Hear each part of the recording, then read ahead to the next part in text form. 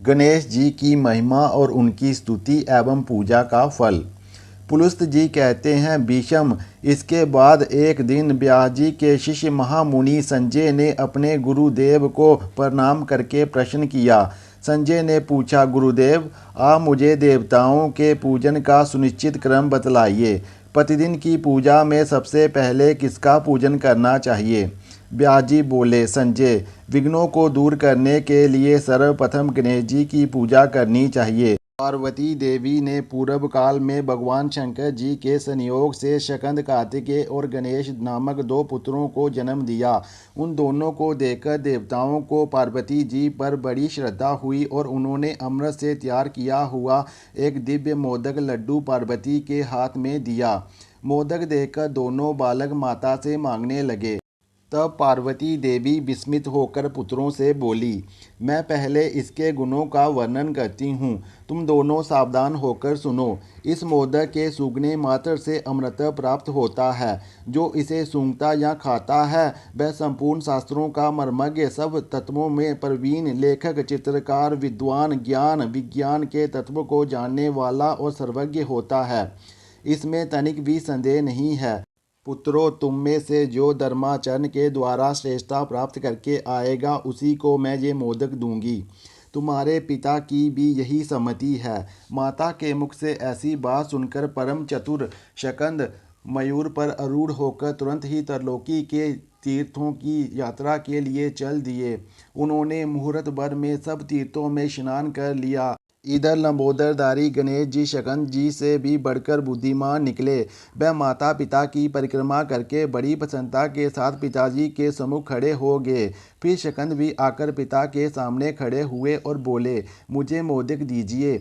तब माता पार्वती जी ने दोनों पुत्रों की ओर देखा और कहा, समस्त तीर्थों में किया हुआ स्नान, संपूर्ण देवताओं को किया हुआ नमस्कार, सब यज्ञों का अनुष्ठान तथा सब प्रकार के व्रत, मंत्र, योग और संयम का पालन, ये सभी साधन माता पिता के पूजन के 16वें हिस्से के बराबर भी नहीं हो सकते। इसलिए ये गणेश सैकड़ों पुत्रों और सैकड़ों गणों से भी बढ़कर है। अतः देवताओं का बनाया हुआ ये मोदक मैं गणेश को ही अर्पण करती हूँ। माता पिता की भक्ति के कारण ही इसकी प्रत्येक यज्ञ में सबसे पहले पूजा होगी। महादेव जी बोले, इस गणेश के ही अगर पूजन से संपूर्ण देवता प्रसन्न होंगे। व्यास जी कहते हैं, अतः मनुष्य को उचित है कि वह सब यज्ञों से पहले गणेश जी का पूजन करे। ऐसा करने से उन यज्ञों का फल कोटि कोटि गुना अधिक होगा। संपूर्ण देवी देवताओं का कथन भी यही है। देवादि देवी माता पार्वती ने सर्वगुणदायक पवित्र मोदक गणेश जी को ही दिया तथा बड़ी प्रसन्नता के साथ संपूर्ण देवताओं के सामने ही उन्हें समस्त गणों का अधिपति बनाया। इसलिए विस्तृत यज्ञों, स्तोत्र पाठों तथा नित्य पूजन में भी पहले गणेश जी की पूजा करके ही मनुष्य संपूर्ण सिद्धियों को प्राप्त कर सकता है। चतुर्थी को दिन भर उपवास करके श्री गणेश जी का पूजन करें और रात में अन्न ग्रहण करें। गणेश जी की स्तुति इस प्रकार करनी चाहिए, श्री गणेश जी, आपको नमस्कार है। आप संपूर्ण विघ्नों की शांति करने वाले हैं। उमा को आनंद प्रदान करने वाले परम बुद्धिमान प्रभु, भवसागर से मेरा उद्धार कीजिए। आप भगवान शंकर को आनंदित करने वाले हैं। अपना ध्यान करने वालों को ज्ञान और विज्ञान प्रदान करते हैं। विघ्न राज, आप संपूर्ण दैत्यों के एकमात्र संहारक हैं। आपको नमस्कार है। आप सबको प्रसन्नता और लक्ष्मी देने वाले हैं। संपूर्ण यज्ञों के एकमात्र रक्षक तथा सब प्रकार के मनोरथों को पूर्ण करने वाले हैं। गणपते, मैं प्रेम पूर्वक आपको नमस्कार करता हूँ। जो मनुष्य उपयुक्त भाव के मंत्रों से गणेश जी का पूजन करता है वह सब पापों से मुक्त होकर स्वर्ग लोक में प्रतिष्ठित होता है। अब मैं गणेश जी के 12 नामों का कल्याण में स्तोत्र सुनाता हूँ।